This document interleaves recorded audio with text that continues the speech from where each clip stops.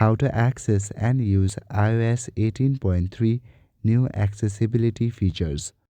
So there are a lot of new accessibility features that has been introduced in the new iOS 18.3 update.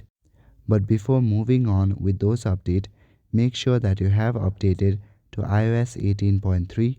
Now go to Settings main page and scroll down.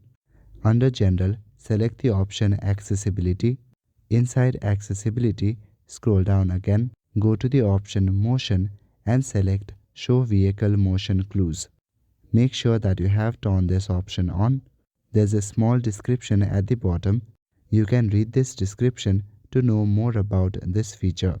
Now go back to the accessibility option. Here scroll down. There's a new feature called eye tracking. Click on eye tracking and enable it. Once you turn it on, then this kind of interface will open. Now you need to just follow the dot. There will be a dot in your screen that you need to follow through your eyes. It will track the motion of your eyes and you can use your device with only your eyes. That's all for today. Thank you.